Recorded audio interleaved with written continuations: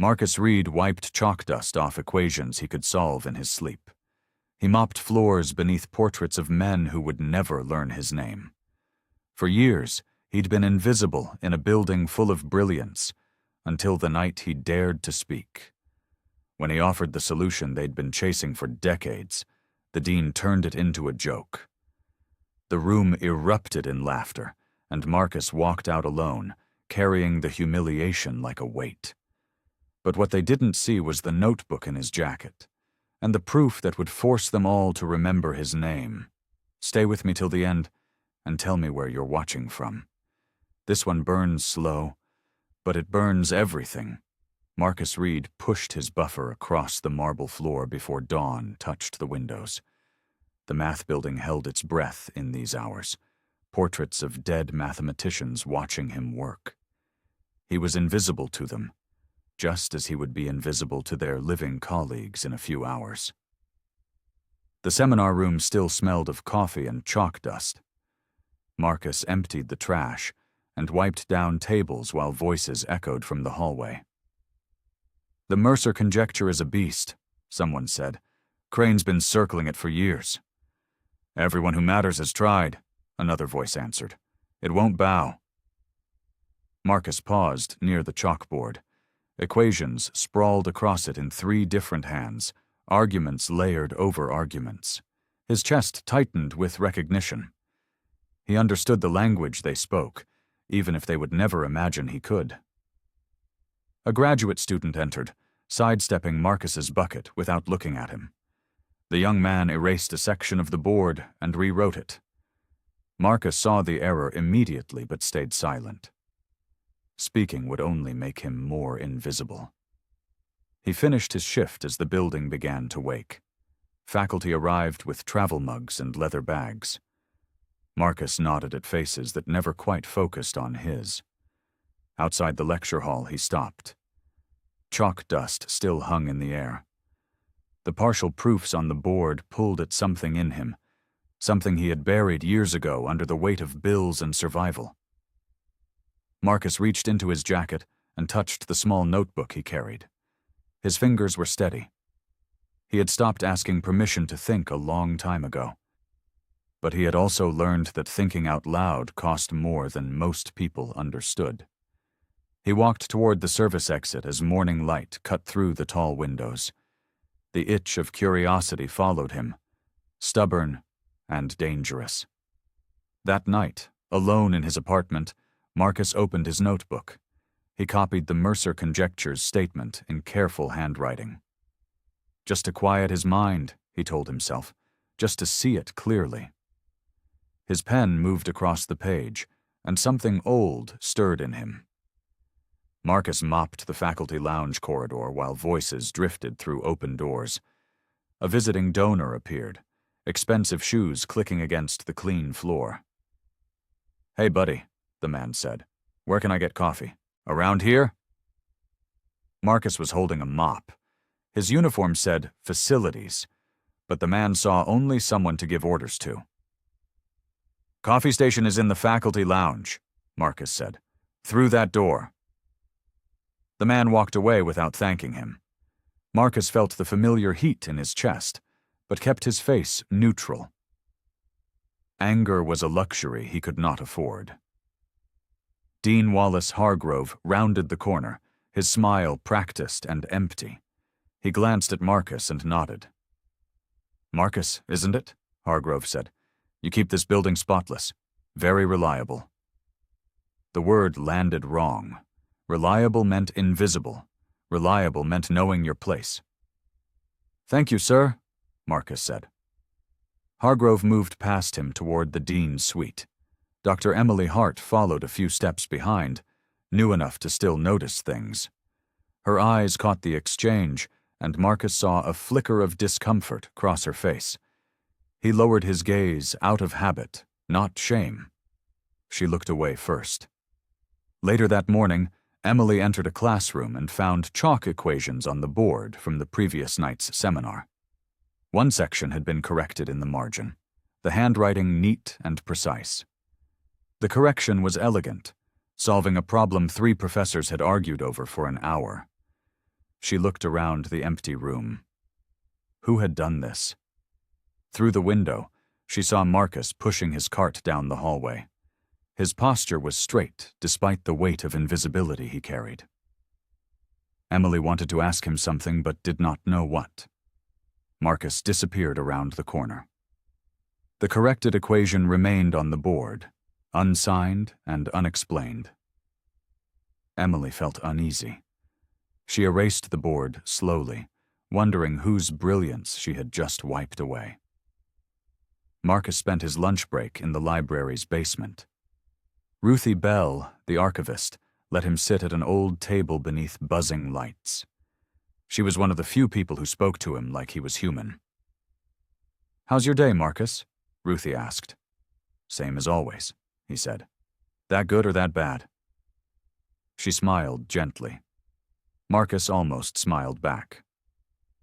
"Depends on the hour." Ruthie brought him a journal someone had left behind. Marcus turned the pages slowly, absorbing the mathematics without effort. His mind worked through problems the way other people breathed. "You understand that stuff?" Ruthie asked. "Some of it," Marcus said. He did not tell her he understood all of it. Upstairs, Marcus moved furniture for a department meeting. Professor Crane directed him without looking at his face. "Move that chair back a bit," Crane said. "That's it. Like a good man." The phrase hung in the air. Like a good man. As if obedience were Marcus's primary virtue. As if thinking were beyond him. Marcus positioned the chair exactly where Crane wanted. His jaw tightened.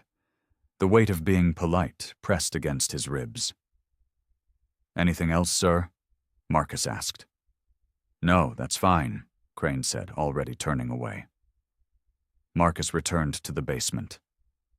Ruthie saw his face and poured him coffee without asking. "You all right?" she said. "Always am," Marcus said. But his hands shook slightly as he held the cup. The small cuts accumulated day after day, year after year. People thought kindness cost nothing, but disrespect was free too. That night, Marcus sat at his kitchen table. He opened his notebook and stared at the Mercer conjecture. His mind circled the problem, seeing patterns others missed. He told himself he was just curious, just keeping his brain alive. But his pen moved across the page with certainty. Numbers and symbols flowed from him, pulled from some deep place he had tried to bury. Marcus worked until midnight. The problem began to open under his attention. He saw a path others had walked past. Something in him refused to stay quiet forever. Emily attended her first department meeting in the large conference room. 16 faculty members sat around a polished table. She noticed immediately who spoke and who stayed silent. Professor Crane dominated the conversation about the Mercer conjecture. His voice carried authority earned through decades and grants and published papers. Other professors nodded along, even when he repeated himself. "The Mercer conjecture defines our field," Crane said. "Whoever solves it will reshape mathematics." Dean Hargrove smiled. "It's excellent for fundraising, too. Donors love impossible problems." Emily shifted in her seat. The room felt performative, less about truth than about image. "Have we considered opening the discussion?" Emily asked. "Maybe a public colloquium?" The room cooled instantly.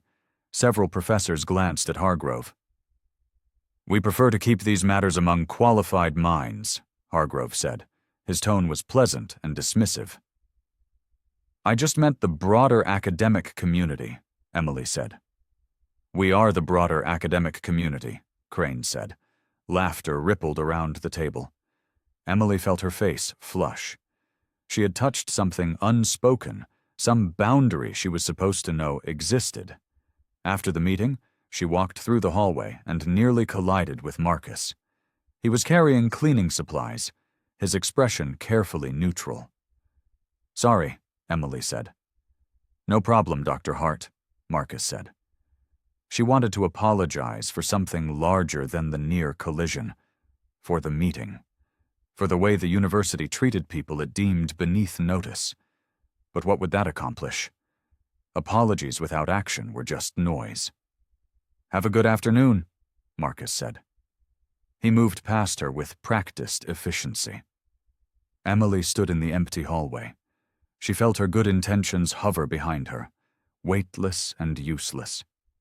Marcus walked away without looking back. He had seen 1,000 versions of her discomfort. None of them had changed anything. That evening, Emily reviewed her notes from the meeting. She thought about the corrected equation on the chalkboard, the neat handwriting, the elegant solution. She thought about Marcus pushing his cart through a building full of brilliant minds that never saw him. Something felt wrong. But Emily did not yet know what to do about it. Marcus finished his shift early one Thursday. The math building was quiet, most faculty gone for the evening. He stood in the hallway outside the department office, holding a folded piece of paper. His heart pounded. This was foolish, dangerous even, but the Mercer conjecture had opened under his attention. He had found a flaw in Crane's approach, a recurring mistake that kept appearing in published attempts. The insight was clean and simple once you saw it. Marcus slipped the note into the department mailbox. His hands were steady, but his chest felt tight. He told no one. For 3 days, Marcus checked his phone constantly. He watched the department bulletin board. He listened for his name in conversations he was not meant to hear. Nothing. On the 4th day, Marcus mopped near the graduate student lounge. 2 students sat at a table, laughing over coffee. "Did you hear about the janitor who thinks he's Einstein?" one said. Marcus's hands tightened on the mop handle. "Who told you that?" the other student asked. "Someone saw a note he left, trying to correct Crane's work. Can you imagine?" They laughed. The sound was casual, thoughtless. It spread through Marcus like cold water. He finished mopping and walked to the department office. His note was gone from the mailbox. He checked the recycling bin near the copy machine. There it was, crumpled but recognizable. His careful handwriting explaining a crucial insight, discarded without consideration. Marcus smoothed the paper flat. Someone had read it.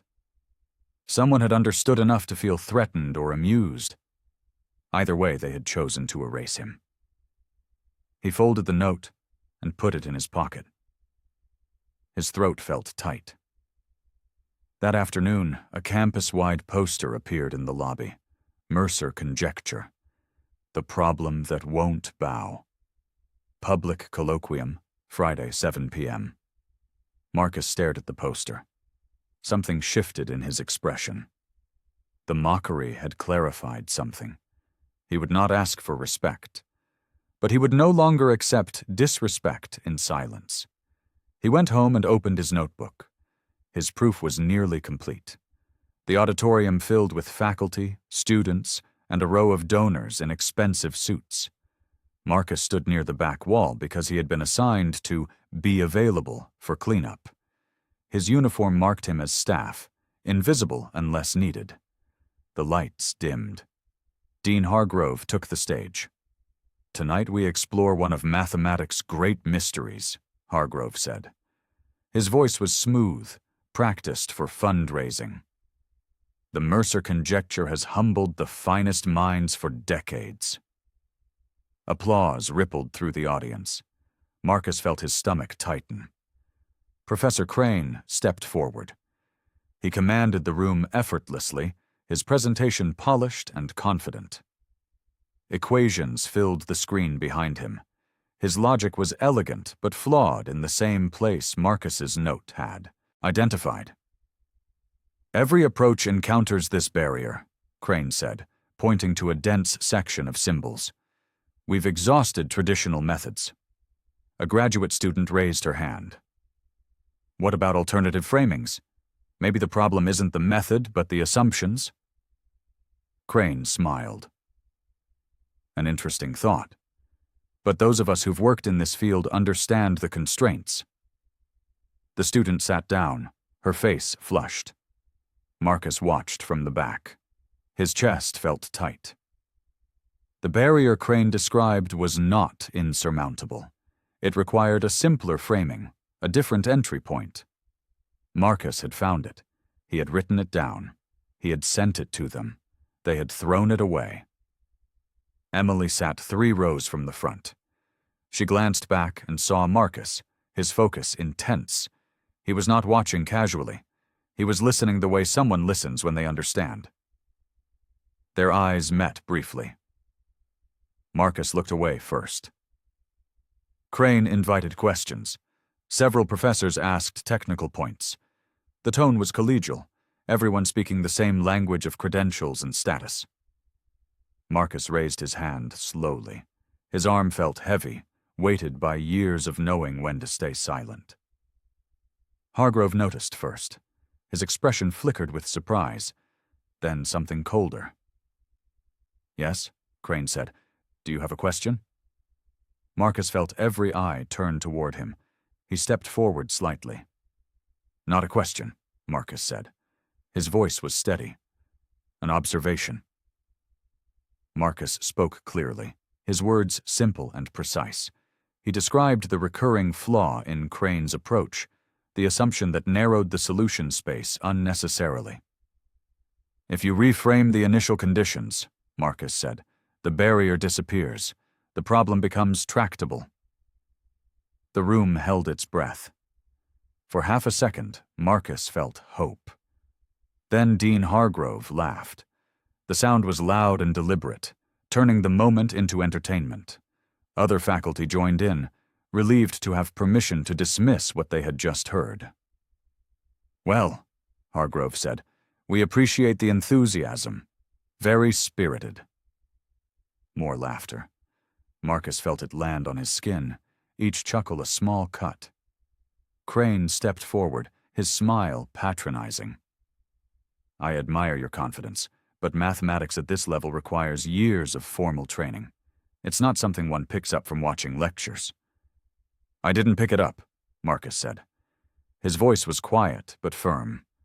"I worked it out." "I'm sure you did," Crane said. The dismissal was complete. Emily's face flushed, not with embarrassment for Marcus, but with shame at what the room was doing. She started to stand, then stopped. What could she say that would not make it worse? Marcus turned to leave. The laughter followed him, softer now but still present. He walked toward the exit with his head up. Near the door, Tessa Vaughn stood with her phone angled toward the stage. Marcus saw the red recording light. His stomach dropped. Proof, he thought, or evidence of his humiliation. Maybe both. He pushed, through the door, into the cold night. Behind him, the colloquium continued without him. Hargrove made a joke about overnight geniuses, and the donors laughed comfortably. Marcus walked to his car alone. His hands shook as he gripped the steering wheel. The laughter replayed in his head with perfect clarity. He drove home through empty streets.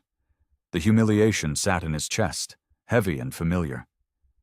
But underneath it, something else grew. Not rage. Clarity. Marcus sat at his kitchen table until dawn. The laughter replayed with every sip of water, every creak of the apartment. His phone buzzed. Jamal Pierce's name appeared on the screen. "You all right?" Jamal asked. "I'm fine," Marcus said. "Don't lie to me. I heard what happened." Marcus was silent. Jamal was his oldest friend, campus security supervisor, and one of the few people who truly saw him. "Men like Hargrove don't forgive embarrassment," Jamal said, "even when it's their own doing. Be careful." "I'm always careful," Marcus said. "Not careful enough if you're raising your hand in that auditorium." Marcus closed his eyes. Jamal was right, and Jamal was wrong. "I can't keep being invisible," Marcus said. "It's killing something in me." Jamal's breath was heavy on the line. "I know, but staying visible might kill something else." They said goodbye. Marcus opened his old notebook, pages filled with years of quiet work. He turned to a fresh page and wrote a single sentence at the top. "I will not ask to be treated like a person. I will require it." The words looked back at him, steady and uncompromising. Marcus began working, not for applause, not for validation, to protect the part of himself that had nearly gone quiet forever. Hours passed. The proof grew on the pages before him. His handwriting was clear, his logic unbreakable. He worked with the precision of someone who had nothing left to lose. As dawn approached, Marcus made a decision. He would finish the proof completely. He would demand a fair hearing. He would not beg for it. If it cost him his job, so be it. If it cost him his safety, he would accept that too. But he would not accept being erased. Not anymore. Marcus felt his breath catch. The silence stretched in his apartment. Outside, the city began to wake. He returned to his work, committed now. The path forward was dangerous, but the path of silence had been killing him slowly for years. This, at least, was a choice. Marcus used his breaks to work in the library basement. Ruthie brought him coffee without asking and slid reference books across the table. She never questioned what he was doing. "You need anything else?" Ruthie asked. "Just quiet," Marcus said. "You've got it." She returned to her desk, a silent guardian. Marcus worked through complex proofs, his notebook filling with tight calculations. The Mercer conjecture was opening like a lock under patient hands. Emily descended the basement stairs 3 days after the colloquium. She carried a folded piece of paper, her face uncertain. Marcus looked up. His eyes found hers, and something in his expression made her hesitate. "Dr. Hart," he said. Not welcoming, not cold, just factual. "I found this in the recycling bin," Emily said. She placed the crumpled note on the table. "It's your handwriting, isn't it?" Marcus stared at the note, his discarded insight, smoothed flat but still damaged. "Someone threw it away deliberately," Emily said. "I wanted you to know I saw that." "And?" Marcus asked. Emily's voice was quiet. "And it was wrong." "Wrong happens every day here," Marcus said. "Why does this matter to you now?"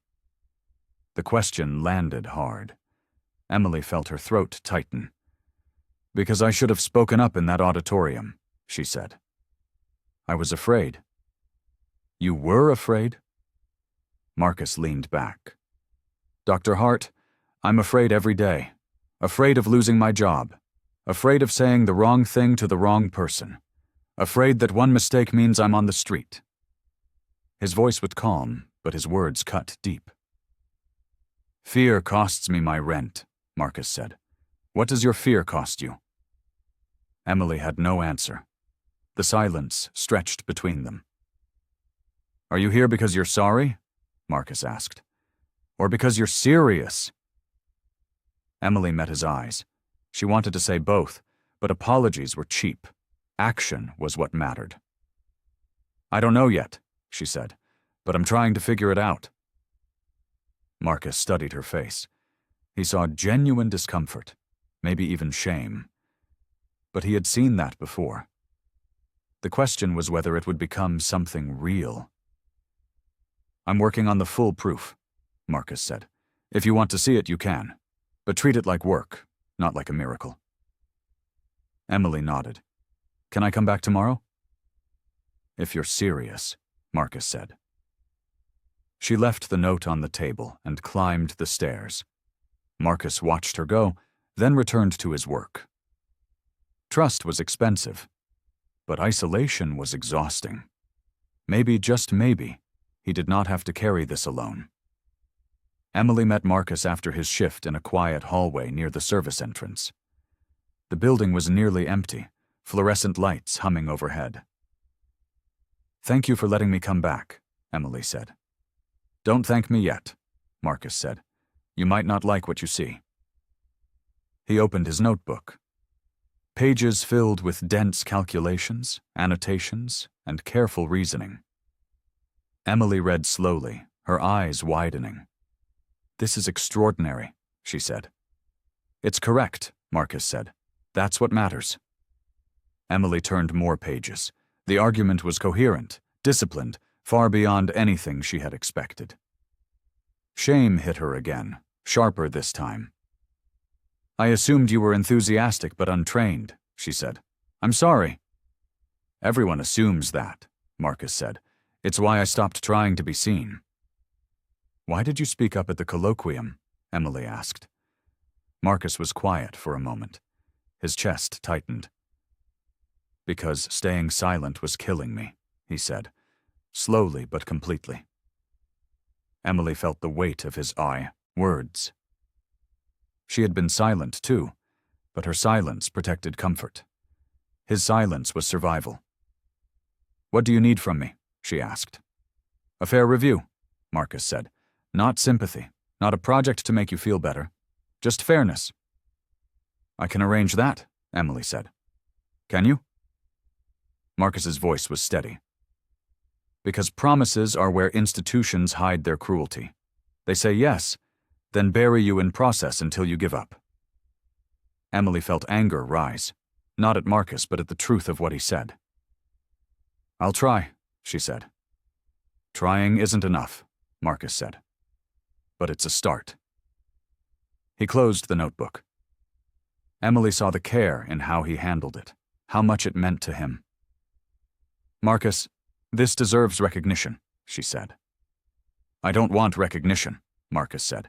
I want to be treated like I'm human. There's a difference. Emily nodded. She was beginning to understand the gap between those two things. I'll set up a review with people I trust, she said. Marcus wanted to believe her, but belief had disappointed him too many times. We'll see, he said. Emily left through the main entrance. Marcus left through the service door. The building treated them differently, even when they walked the same path. Marcus pushed his cart toward the service elevator 3 days later. Dean Hargrove appeared in the hallway, his smile bright and performative. Marcus, Hargrove said, just the man I wanted to see. Marcus stopped. His stomach dropped. Nothing good came from the dean seeking him out. Sir, Marcus said. I wanted to commend you personally, Hargrove said. His voice carried down the hallway. Your enthusiasm at the colloquium was refreshing, really spirited. Marcus said nothing. Compliments from Hargrove felt like traps. I've been thinking about efficiency, Hargrove said. We're reassigning you to the humanities building. Fresh environment, new challenges. The words landed like a punch. The math building was where Marcus accessed resources, where Ruthie helped him, where he could work after hours. I prefer this building, sir, Marcus said. Oh, I'm sure you do, Hargrove said. But we need your skills elsewhere, starting Monday. It was not a request. Hargrove's smile never wavered. Understood, Marcus said. Excellent. I knew you'd be flexible. Hargrove walked away, already dismissing him. Marcus stood frozen. Access to the chalkboards, the quiet hours, the proximity to the work, all gone. Punishment disguised as management. Jamal found him 20 minutes later, his face grim. I heard, Jamal said. They're moving me, Marcus said. I tried to push back through official channels, Jamal said. Got told to stay in my lane. Marcus leaned against the wall. His breath caught. They can move my body, Marcus said quietly. But they can't move my mind. Your mind isn't the problem, Jamal said. The problem is they control everything else. Marcus knew Jamal was right. But giving up now would mean the dean won without even fighting. I'm not done, Marcus said. I know, Jamal said. That's what worries me. That night, Marcus stared at his proof. The pages were nearly complete. The argument was airtight, but the institution could exile him from the building, bury his work in bureaucracy, erase him completely. He thought about Hargrove's smile, about the casual cruelty of being reassigned. Marcus picked up his pen. They could control where he worked, but they could not control the truth he had found. He would finish this, no matter what it cost. Ruthie invited Marcus to the archives after closing. The basement smelled of old paper and dust. Emily arrived 5 minutes later, surprised to find them together. "Ruthie called me," Emily said. "I know," Marcus said. "She has something to show us." Ruthie led them past rows of filing cabinets to a locked drawer.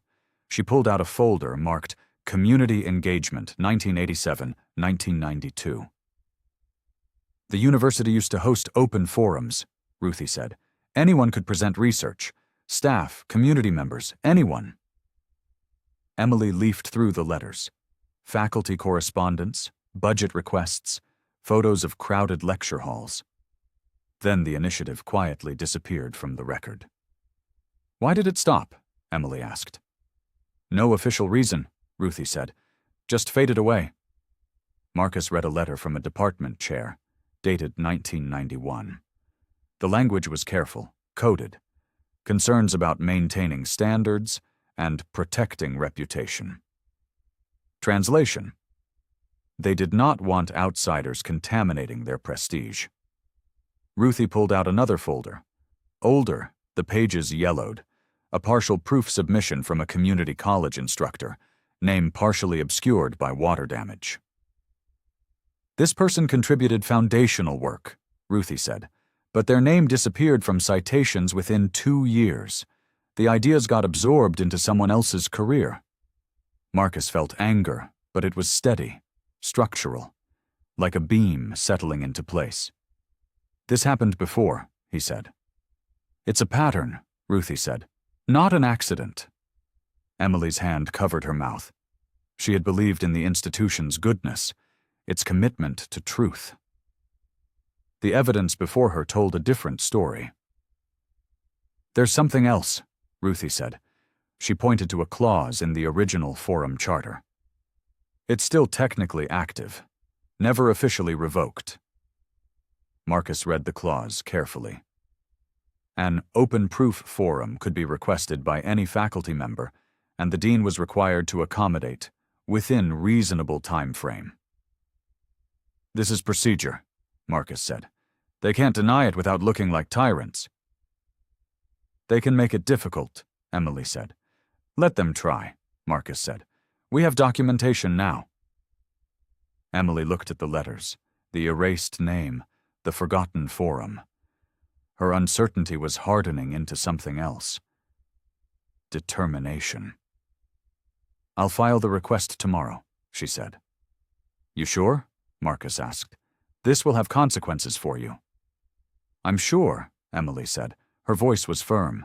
Ruthie collected the folders carefully. She had kept these records for years, waiting for someone to need them.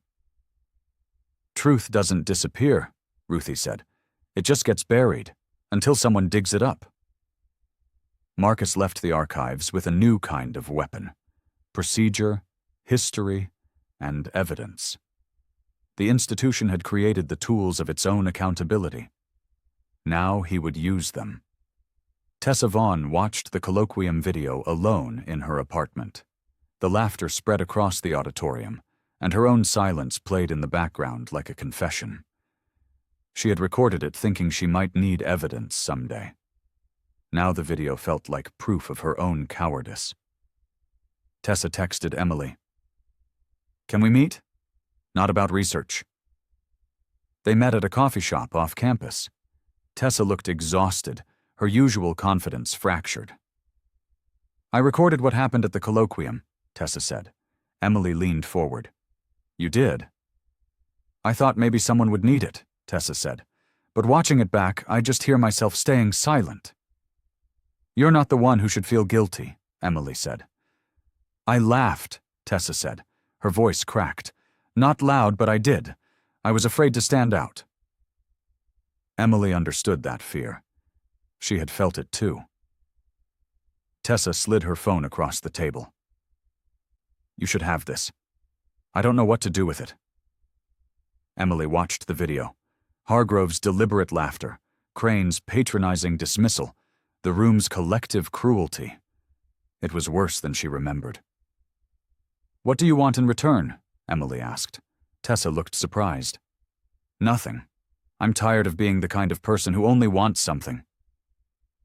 The honesty hung between them.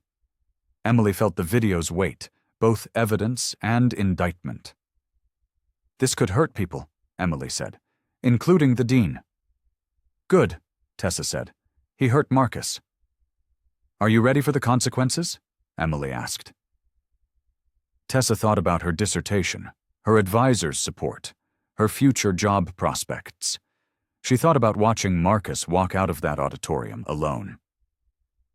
I'm ready to stop being afraid, Tessa said. Emily saved the video to her phone. It sat there like a loaded weapon, waiting for the right moment. Thank you, Emily said. Don't thank me, Tessa said. I should have done more that night. You're doing it now, Emily said. Tessa left the coffee shop feeling lighter and heavier at once. She had made a choice that could not be unmade. The video existed now. The truth was documented. And truth, once recorded, became harder to deny. Emily approached Dr. Keisha Moore and Dr. Thomas Liang separately. Both were mid-level faculty, known for decency and fairness. She asked them to review Marcus's work informally. Why informal? Keisha asked. Because formal channels are compromised, Emily said. Thomas frowned. That's a serious accusation. His note was discarded without review, Emily said. That's a serious action. They agreed to meet in Keisha's office after hours. Emily brought Marcus and his notebook. The three of them sat around a small table while Marcus explained his proof. Keisha asked sharp questions. Thomas checked calculations on scratch paper. An hour passed, then 2. Marcus answered everything clearly, never defensive, just precise. This is solid work, Keisha said finally.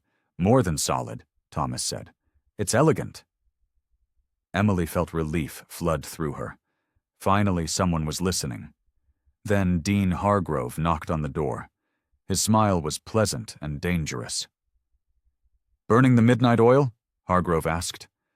Just a small review session, Keisha said. How wonderful, Hargrove said.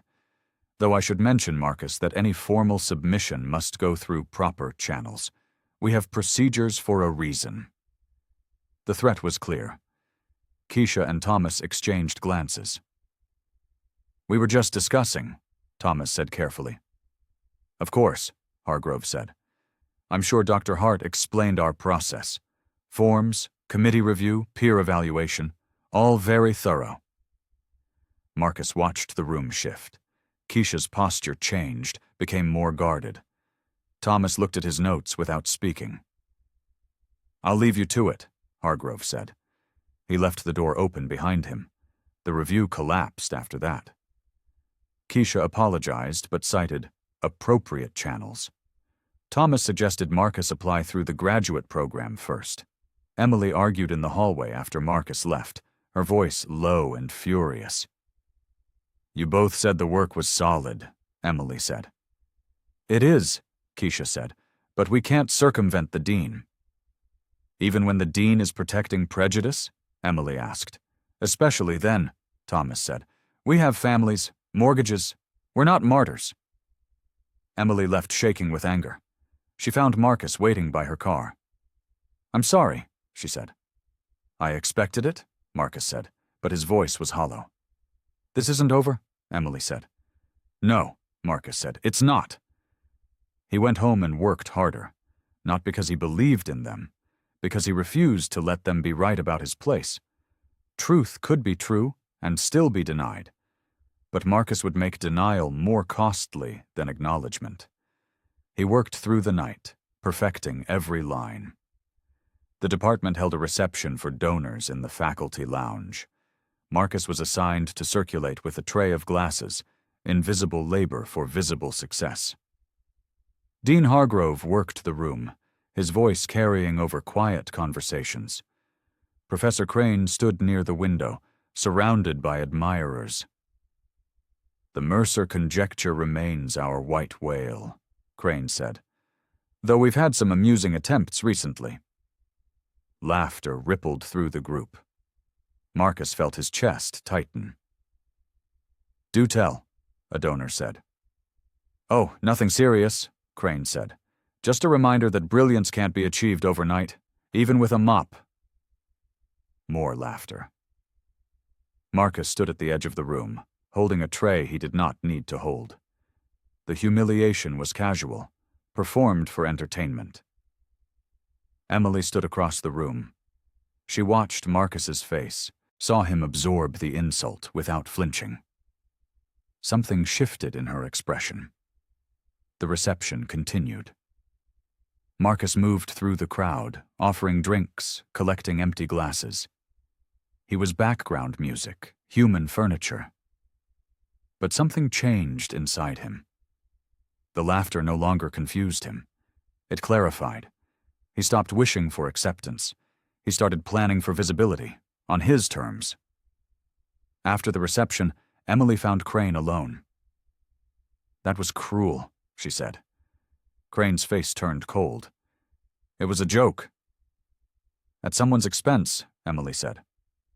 "Dr. Hart, I suggest you focus on your own work," Crane said. His voice lost its warmth completely. "Getting involved in inappropriate situations won't help your tenure case." The threat was naked now.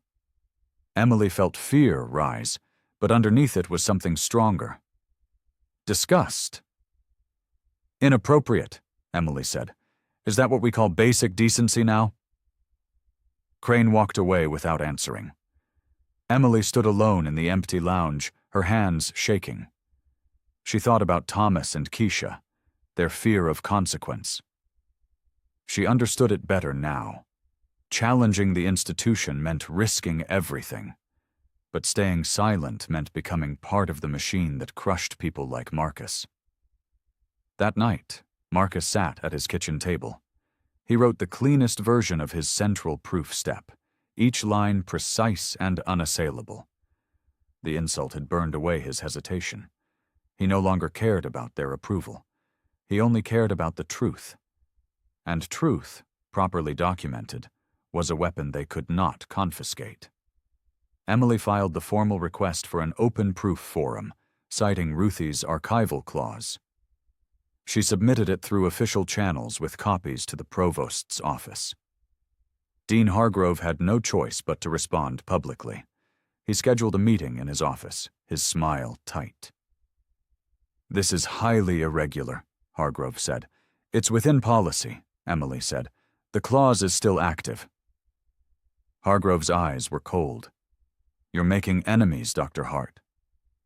"I'm following procedure," Emily said. He stared at her for a long moment. Then his expression shifted, became calculatingly generous.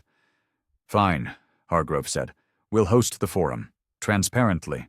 Democratically." Emily felt a surge of hope. "Thank you." "Don't thank me yet," Hargrove said. "This will be a proper academic event. Posters, invitations, donor attendance. We'll do it right." Something in his tone made Emily uneasy, but she had won the access Marcus needed. Posters appeared across campus. Open Proof Forum, the Mercer Conjecture. Presenter, Marcus Reed, Campus Facilities. Students photographed the posters and posted them online. Comments ranged from curiosity to mockery. Janitor mathematician became a phrase repeated with amusement or disdain. Marcus saw the posters and felt hope tethered to dread. A stage was still a stage, but Hargrove had turned it into spectacle. Jamal pulled him aside near the service entrance. "They're setting you up," Jamal said. "Public events offer public sabotage." "I know," Marcus said. And you're still doing this? Jamal asked. I have to, Marcus said. Emily showed Marcus the finalized schedule. Prime time, large auditorium, maximum attendance. It looked like victory. Something feels wrong, Emily said. Everything feels wrong, Marcus said. But we're out of other options. That night, Marcus returned to his apartment. His door was slightly ajar. He stopped in the hallway, his heart pounding. He pushed the door open carefully. Nothing looked disturbed. His furniture sat untouched. His kitchen was exactly as he left it. But the air felt wrong. Someone had been inside. Marcus checked his desk. His proof notebook was gone. The one with his cleanest drafts, his private reasoning, his complete argument. He searched every drawer, every shelf. Nothing. The theft was not loud. It was intimate, meant to unsettle him into silence. Marcus sat on his couch, staring at the empty desk. His hands shook. Someone had taken his voice. Marcus searched his apartment methodically. He checked under furniture, inside closets, behind books. The notebook was gone. His cleanest drafts, his private reasoning, his complete proof. Stolen. Jamal arrived within 20 minutes of Marcus's call. He walked through the apartment, examining the door frame and windows. No forced entry, Jamal said. Someone had a key or picked the lock. They took the notebook, Marcus said. Nothing else. This was targeted, Jamal said. They want to silence you. Marcus felt his breath catch. The theft was intimate, designed to unsettle him into giving up. We need to file a report, Jamal said. They went to campus security. The officer on duty listened with barely concealed disinterest. You're sure it didn't just get misplaced? The officer asked. It was stolen, Marcus said. Any proof of that? The officer's tone suggested the question was rhetorical. The door was tampered with, Jamal said. I'll file the report, the officer said. But without witnesses or evidence, there's not much we can do. Marcus left the security office, feeling the familiar weight. Are you sure it matters? The unspoken question beneath every interaction. Emily called him that evening. I heard what happened. We should cancel the forum. No, Marcus said. Marcus, your safety matters more than pride, Emily said. This isn't about pride, Marcus said. His voice was firm. If I quit now, they learn exactly how to win. They steal your work, then wait for you to disappear. Can you recreate the proof? Emily asked. From memory, Marcus said. Every line. That's not possible, Emily said. It is when you've lived with it for months, Marcus said. When it's the only thing keeping you whole. Emily heard the exhaustion in his voice. She heard something else too. Determination. I'll help however I can, she said. Just make sure they can't cancel the forum, Marcus said. That's all I need. That night, Marcus sat at his kitchen table with blank pages before him. His hands shook slightly, but his mind was clear. He began rewriting the proof from memory. Each line emerged from deep inside him, pulled from the place where mathematics lived alongside his dignity. The theft had tried to erase him. Instead, it proved something the thieves had not anticipated. You could steal the paper, but you could not steal the truth Marcus carried in his mind. He worked until dawn, rebuilding what they had taken. Each equation was an act of refusal. The forum date loomed 3 days away. Marcus felt fear, but underneath it was something harder. Resolve. Rumors spread through campus like smoke. Marcus heard fragments in hallways, saw whispers behind hands. He's being used by that new professor. I heard he's unstable, making demands. Why would facilities even let him present? The isolation sharpened. Co-workers who used to nod now avoided eye contact. Break room conversations died when Marcus entered. A maintenance supervisor pulled him aside. "Marcus, maybe take some time off. Let this blow over." "I haven't done anything wrong," Marcus said. "I'm not saying you have," the supervisor said. "Just that it's getting complicated. For everyone." The message was clear. Marcus's visibility was making people uncomfortable. His discomfort was acceptable. Theirs was not. Emily faced her own isolation. A committee assignment disappeared from her schedule without explanation. Her grant application was delayed for additional review. Dr. Keisha Moore stopped her in the hallway. "Emily, you need to be careful about optics." "Optics?" Emily's voice was sharp. "What about ethics?" "I'm trying to help you," Keisha said. "By telling me to stay silent?" Emily asked. "By telling you to survive," Keisha said. "Tenure is years away. Don't burn bridges now." Emily felt anger rise. She had thought Keisha was different, but fear was contagious in institutions built on hierarchy. A senior professor advised her over coffee. "Dr. Hart, I admire your principles, but principles don't pay mortgages when you're denied tenure." "So I should just watch injustice happen?" Emily asked. "I'm saying pick your battles," he said. "This one isn't yours to fight." Emily left the meeting shaking. Every conversation carried the same coded message. Protect yourself, not the person being harmed. She met Marcus in the library basement. Ruthie brought them coffee and quietly left them alone. "They're isolating you too," Marcus said. "I'm noticing," Emily said. "You can still back out," Marcus said. "I won't blame you." Emily looked at his face, exhausted but unbroken. She thought about Thomas and Keisha, their careful distance. She thought about the senior professor's warning. "I'm tired of being liked," Emily said.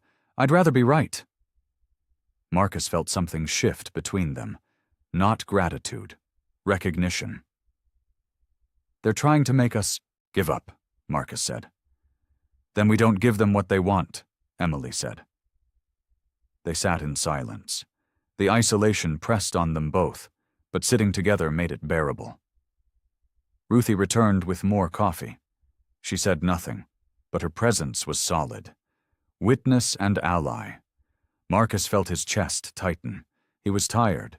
Tired of carrying everyone else's comfort. Tired of being the problem simply by existing.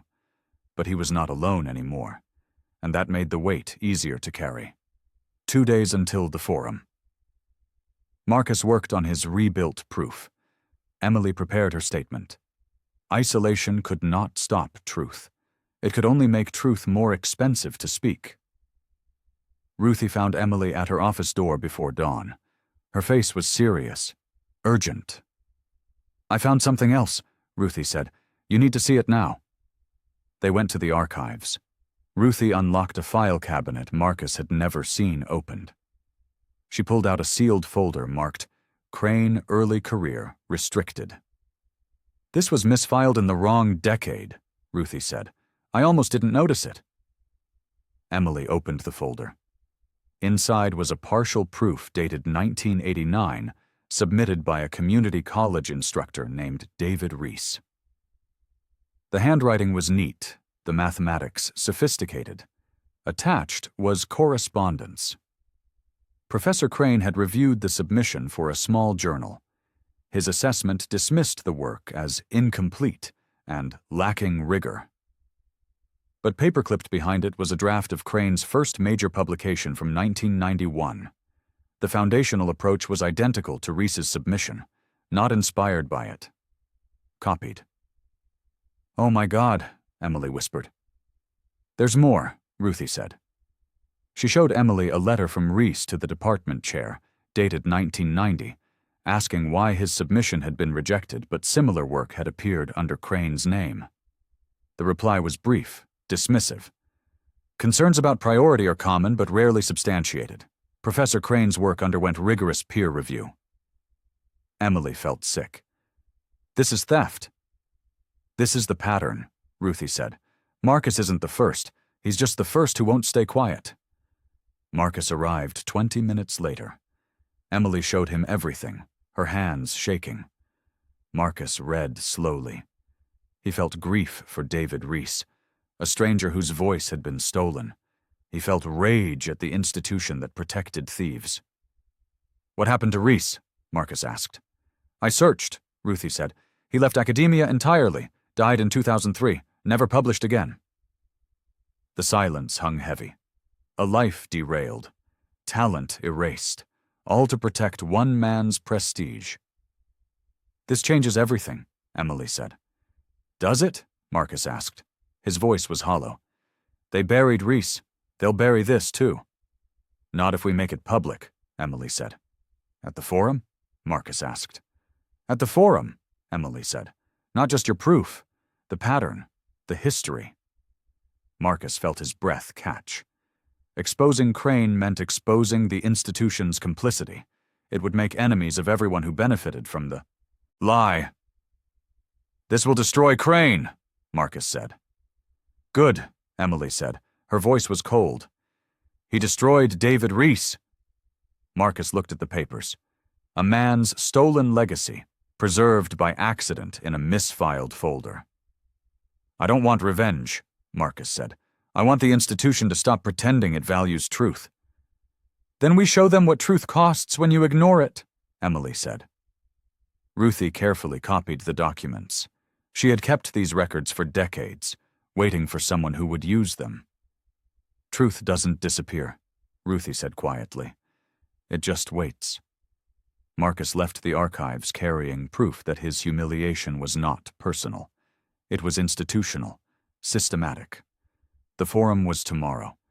He had rebuilt his proof from memory. Now he had context that made his fight part of something larger. A lineage of silenced voices, demanding light. Dean Hargrove's assistant called Marcus at noon. "The dean would like to see you. Today, if possible." Marcus's stomach dropped. "About what?" "He didn't say. Can you come at 3? Marcus arrived at the dean's suite at exactly 3 o'clock. Hargrove greeted him with a warm smile, gesturing to a chair. "Marcus, thank you for coming," Hargrove said. "I wanted to speak privately before tomorrow's event." "All right," Marcus said. He kept his voice neutral. "I've been thinking about your situation," Hargrove said, "about how to best support you moving forward." Marcus said nothing. He felt the trap closing before it fully opened. "I'd like to propose something," Hargrove said. He slid a folder across the desk. "A scholarship fund, in your name, for staff pursuing education, and an advisory role on our diversity committee." Marcus opened the folder. The language was generous, the terms vague. The implications were clear. "What would this require?" Marcus asked. "Just that we handle tomorrow differently," Hargrove said. His voice was gentle, reasonable. "Perhaps a smaller setting, more appropriate, less public pressure on you." "You want me to cancel?" Marcus said. "I want to protect you," Hargrove said. "From embarrassment, from scrutiny you may not be prepared for." "And if I present as scheduled?" Marcus asked. Hargrove's smile faded slightly. "Then I can't shield you from consequences. Public forums invite public judgment, and the mathematics community can be harsh when standards aren't met." The threat was clear. Accept invisibility with a ribbon, or be crushed loudly. "This is generous," Marcus said carefully. "It is," Hargrove said, "but it expires at midnight. After tomorrow's forum, the offer is withdrawn." Marcus felt his hands shake. The exhaustion of fighting, of being treated like a problem, pressed down on him. "Can I think about it?" Marcus asked. "Of course," Hargrove said. "But Marcus, understand something. I'm trying to help you. Others want to humiliate you again. Don't let pride destroy an opportunity." Marcus left the office carrying the folder. His chest felt tight. His legs were weak. He went to the empty auditorium and sat in the front row. The stage loomed before him, waiting. He thought about David Reese, who had quit rather than fight. He thought about the scholarship fund with his name attached, a monument to silence. He thought about standing on that stage tomorrow, exposed and vulnerable. For just a moment, Marcus wondered if silence would be easier, if surrender would finally bring peace. His phone buzzed. "Jamal, whatever you're thinking, don't." Marcus stared at the empty stage. He felt the weight of every humiliation, every erasure, every moment of being treated like furniture. He thought about the proof he had rebuilt from memory, the truth he carried that no one could steal. Marcus stood up. His legs were steadier now. He left the folder on the seat behind him and walked out of the auditorium. Midnight came and went. The offer expired. Marcus had made his choice. Marcus arrived at the math building before sunrise. Emily and Jamal met him at the service entrance, the three of them moving through empty hallways. "You're sure about this?" Jamal asked. "No," Marcus said, "but I'm doing it anyway." They entered the auditorium. Marcus walked onto the stage, testing the microphone, checking the chalkboard. His hands were steady now. Emily pulled out a folder. "I drafted a statement, in case Hargrove tries to frame this as a stunt." "What does it say?" Marcus asked. "That you submitted work through proper channels and were ignored," Emily said. "That this forum is legitimate and policy compliant. That any attempt to dismiss you is documented discrimination." Marcus looked at her. "This will hurt your career." "I know," Emily said. "I'm asking your permission to speak anyway." Marcus felt his throat tighten. Allyship required consent. Finally, someone understood that. "You have my permission," Marcus said. Tessa arrived, anxious and pale. Her phone was charged, the video ready. "I'll release it if they try to humiliate you again," Tessa said. "Are you ready for that?" Emily asked. "I'm ready to stop being a coward," Tessa said. Marcus rehearsed his opening lines softly. He grounded himself in clarity rather than anger. The proof was sound. The mathematics would speak. Ruthie appeared with copies of the archival documents, sealed in folders. "Just in case," Ruthie said. She squeezed Marcus's hand. The doors opened at 6:30. Faculty filed in, then students, then donors in expensive suits. The auditorium filled with expectation that could tilt toward justice or spectacle. Marcus watched from backstage. His breath was shallow. His chest tightened. "Marcus," Emily said quietly, "you don't have to prove you're human. You already are." "I know," Marcus said, "but they need to learn it." Dean Hargrove took the stage at 7 o'clock, sharp. His smile was bright, performative. "Welcome to this unique event," Hargrove said. "Tonight we celebrate intellectual curiosity wherever it emerges." The word curiosity landed wrong, as if Marcus were a novelty, not a mathematician. "Our presenter tonight is Marcus Reed," Hargrove continued, "who brings enthusiasm and passion to this challenging problem." Enthusiasm, passion, not rigor, not brilliance. The framing was already dismissive. Marcus stepped onto the stage. The lights were hot. Hundreds of faces watched him. He felt Emily's presence in the third row. Jamal stood near the exit. Ruthie sat in the back with her folders. Marcus approached the chalkboard. His hands were steady. His voice was clear. "Good evening," Marcus said. "I'm here to present a proof of the Mercer conjecture." The room shifted. Some faces showed curiosity. Others showed skepticism. A few showed barely concealed amusement. Marcus picked up the chalk and began. Marcus started with fundamentals. He wrote definitions clearly, building a bridge from shared knowledge to his unique insight. His handwriting was neat, his reasoning methodical. "The Mercer conjecture has resisted solution because most approaches assume a rigid framework," Marcus said. "But if we relax certain constraints, the problem simplifies." He worked through the preliminaries. The room was quiet, attentive despite itself. Professor Crane sat in the front row, arms crossed. 5 minutes in, he raised his hand. "Mr. Reed, can you clarify your use of topological closure here?" Crane's voice was polished, skeptical. "The closure ensures continuity across boundary conditions," Marcus said. "Standard application." "But your notation is unconventional," Crane said. "The notation is clear enough," Marcus said. "Would you like me to expand it?" "If you can," Crane said. The challenge was obvious. Marcus wrote 3 additional lines, showing the equivalence between his notation and the standard form. The expansion was flawless. Crane sat back, his expression tight. Marcus continued. He moved through the first major step, his chalk clicking against the board. The argument built logically, each piece supporting the next. Emily watched the room's posture shift. People leaned forward despite themselves. Marcus's reasoning created its own authority. A graduate student raised her hand.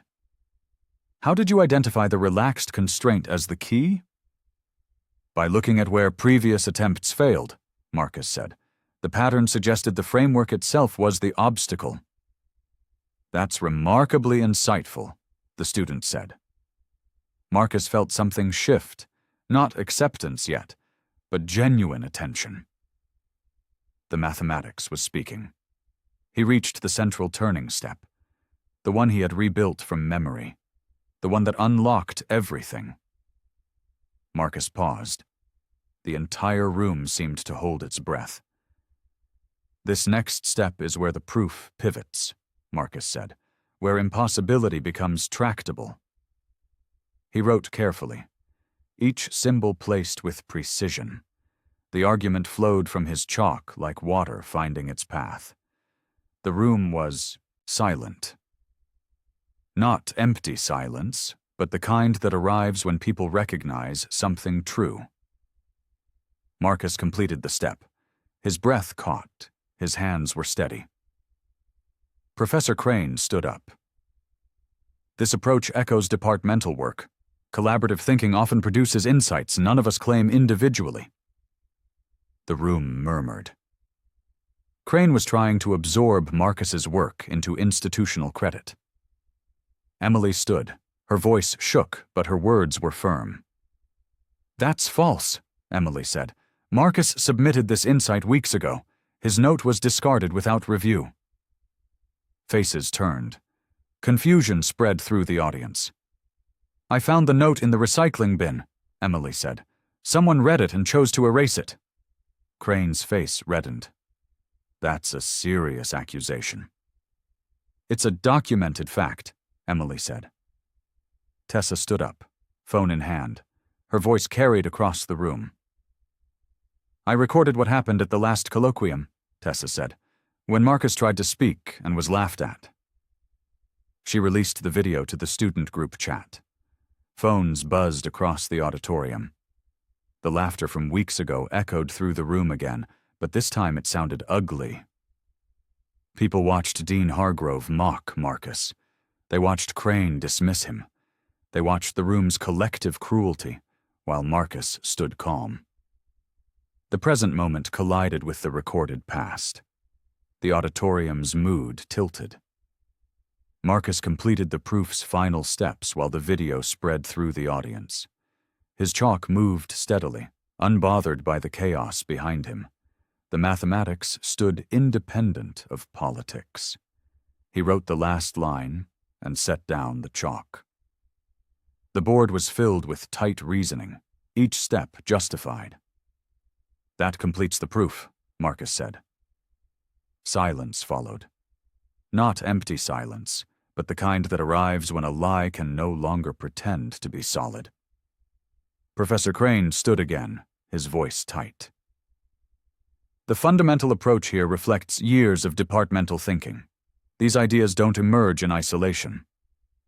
"You're right," Emily said. She moved to the front with Ruthie beside her. "They don't emerge in isolation. They get stolen." Ruthie handed Emily the sealed folder. Emily opened it, holding up the documents.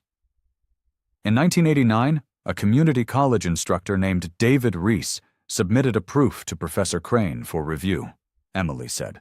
Crane dismissed it as incomplete. 2 years later, Crane published foundational work using Reese's exact approach. Gasps rippled through the audience. Crane's face went pale. "That's absurd," Crane said. "Old accusations, never substantiated." Reese wrote to the department chair, Emily continued. His complaint was dismissed. He left academia entirely. He died in 2003, his contribution erased. She held up the correspondence. The evidence was clear, documented, undeniable.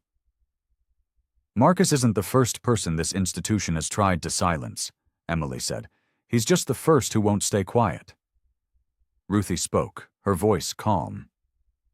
The Open Proof Forum was shut down in 1992 after staff and community members started contributing. The official reason was budget. The real reason was control. A board member stood up in the donor section. "Dean Hargrove, is this true?" Hargrove's smile had vanished. "These are complex historical matters requiring context. They're simple matters requiring honesty," the board member said. Donors murmured among themselves. Faculty looked uncomfortable. Students filmed everything on their phones. Marcus stood at the chalkboard, his proof complete behind him. He had not sought to destroy anyone. He had only insisted on being heard. But truth, once exposed, had its own momentum. Dean Hargrove tried to regain control. This forum was meant to be constructive, not accusatory. "You made it a spectacle," Emily said. "We're just providing the full picture." Tessa stood again. "The video has been viewed 3,000 times in the last 10 minutes. It's spreading." The auditorium buzzed with activity. Phones lit up across rows. The laughter from weeks ago was being shared, analyzed, condemned in real time. Professor Crane attempted to leave.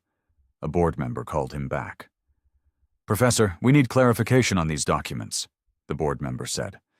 "This is harassment," Crane said. "This is accountability," the board member said. "Sit down."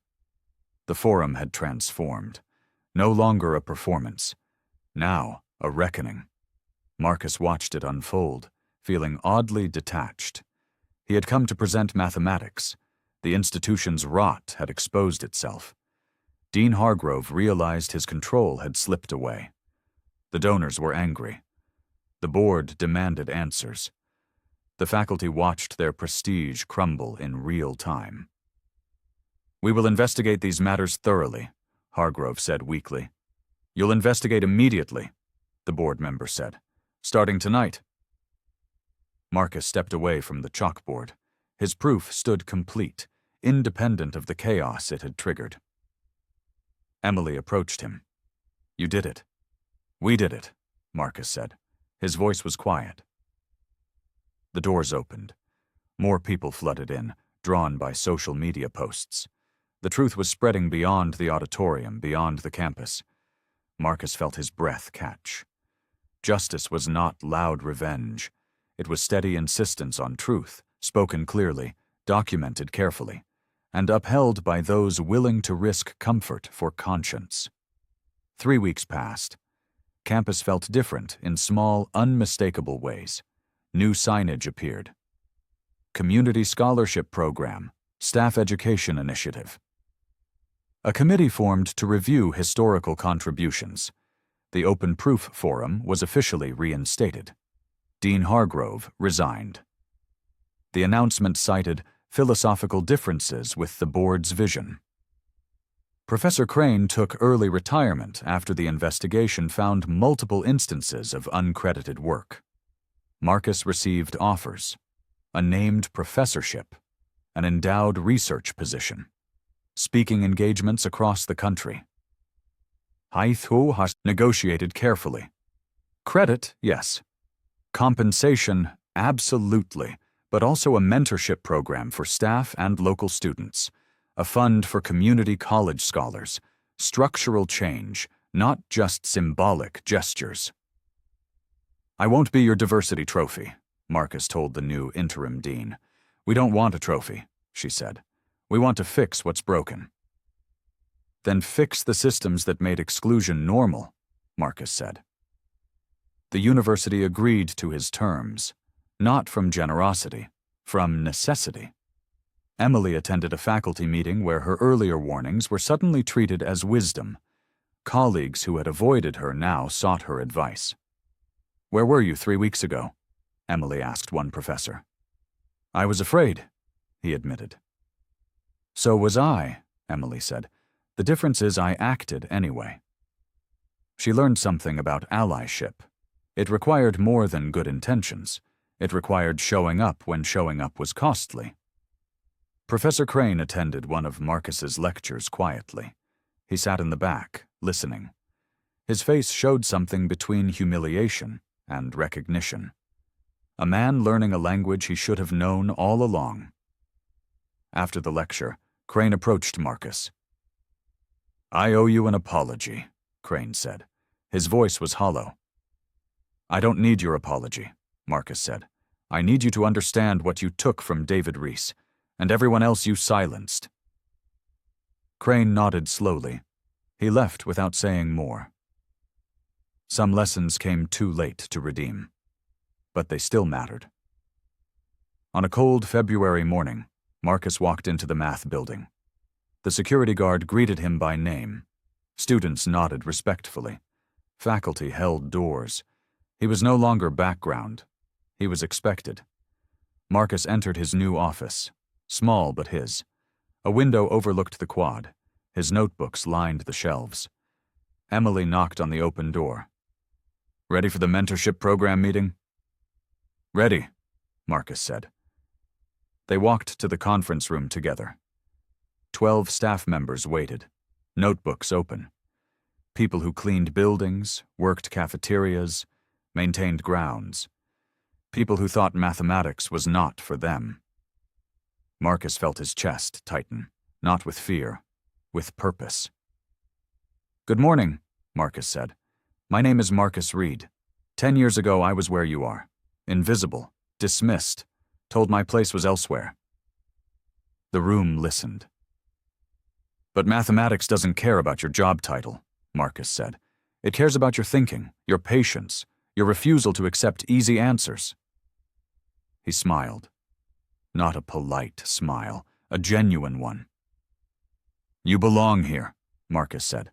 "Not because someone finally noticed you, because you always belonged. We're just opening doors that should never have been closed." Outside, winter sun cut through bare trees. The campus moved around them, slowly learning to see what had always been there. Dignity did not require permission. Justice was not a gift to be granted.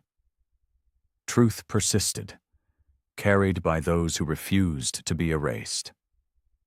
Marcus began the lesson. Voices filled the room with questions, insights, wonder. The doors had opened, and they would stay open.